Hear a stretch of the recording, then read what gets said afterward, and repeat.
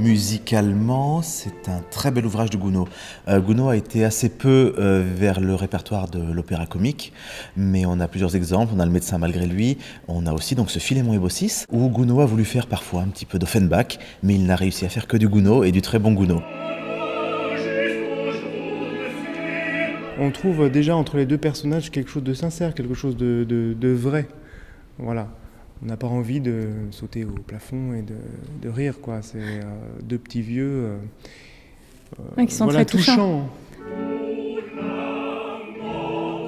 Le livret a une vraie force et une vraie actualité parce que c'est cette fable des deux petits vieux qui vivent parfaitement heureux en amour sincère et qui sont heureux de finir leur vie ensemble et à qui on n'a rien demandé, à qui on rend la jeunesse, la richesse et tout ce qu'on désire aujourd'hui et tout le manichéisme possible et qui au final se rendent compte que non, on préfère être vieux et finir ensemble nos jours en ayant eu un vrai amour fidèle que d'être passé au travers de toutes les péripéties de la richesse. On a beaucoup travaillé sur la corporalité, Oui. déjà, sur Sur la vieillesse. Ouais, sur la vieillesse, parce que c'est pas facile pour deux jeunes gens d'interpréter des gens très âgés. Et bien sûr, on a pu s'inspirer, nous, tout seuls, déjà, de ce qu'on connaît et des images qu'on a de la vieillesse.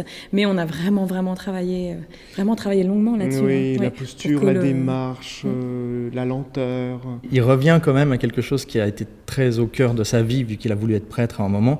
Il revient à cette idée que la seule richesse, c'est vraiment l'amour et l'amour fidèle. Le ciel se couvre des nuages. On reste quand même chez Gounod avec des personnages qui sont musicalement caractérisés.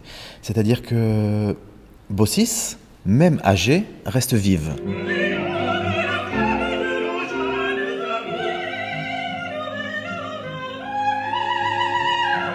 On retrouve à plein de moments Juliette, par exemple. Je trouve qu'il y a plein de moments où on retrouve Marguerite aussi. C'est un peu comme si c'était une petite sœur de Juliette et Marguerite. Elle a une âme de jeune fille, elle reste très vive, très pétillante, un peu comme serait une Juliette. D'ailleurs, on voit les développements du rôle aussi.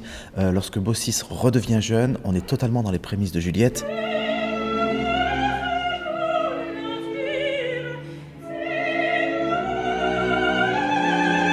On est vraiment dans une construction très lyrique, où Gounod nous fait du grand Gounod. Je trouve qu'il est plus dense qu'Offenbach, mais on retrouve de temps en temps des lignes vocales qui peuvent s'apparenter un petit peu à Offenbach. Des choses.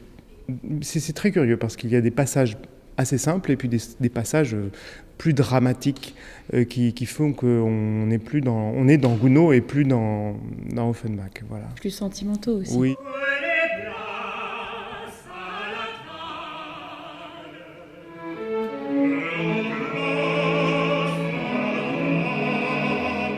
Philémon, c'est le personnage qui est un petit peu constant dans l'histoire et qui depuis le début, est celui qui a vécu selon les rites. On sent vraiment qu'il y a une vraie crainte des dieux, un vrai respect. Et, autant Baucis a une nostalgie dans l'acte 1, déjà on sent qu'elle pense à quand ils étaient jeunes et ce plaisir d'avoir été jeune. Et autant Philémon, il est pleinement satisfait au jour le jour et il remercie les dieux. Enfin, on sent qu'il y a vraiment quelque chose de cette naïveté-là presque, et un peu excessive, c'est un peu abusé. Il tire un peu le trait, Gounod, là-dedans. Philémon, il est pieux, il ne veut surtout pas offenser les dieux.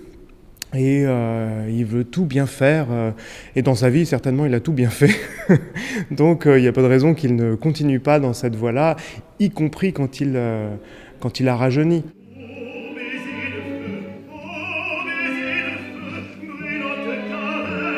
On retrouve vraiment quelquefois des signatures Gounod dans des préludes et dans des postludes. Parfois, on va avoir une introduction d'un air, ça sera exactement l'introduction qui aura la saveur de la cavatine de Faust, où Jupiter peut avoir quelquefois la saveur d'un Méphisto, plus barytonnant. La fin du premier acte, Jupiter, on dirait totalement Méphisto. Méphisto au jardin de Faust.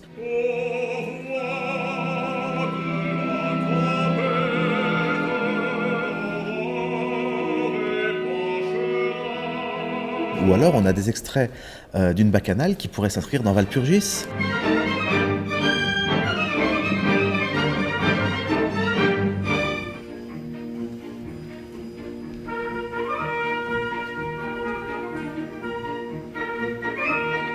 Et on a vraiment tout ce matériau musical qui est totalement lyrique, totalement romantique 19e et caractéristique de Gounod. Mais avec cette nouvelle saveur qui est que Gounod essaye de faire du comique. Nous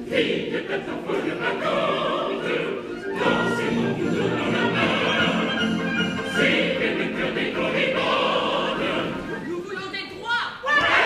On en a marre.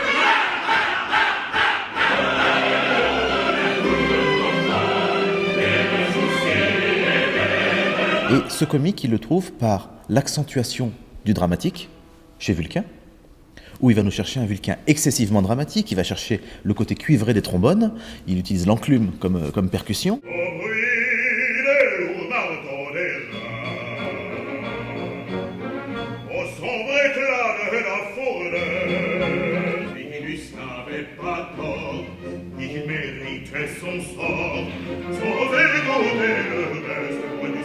Alors que Jupiter va être très jupitérien, avec beaucoup de hauteur, beaucoup de noblesse, et un côté aussi magique. Je voulais voir si Mercure ne nous avait point menti, et si les habitants de cette contrée sont tous aussi méchants qu'il dit. Que les gens aux vieillards, son dos attendra tous ceux qui peuvent se vivre. Dans nos personnages, il n'y a pas vraiment de passage comique, en fait.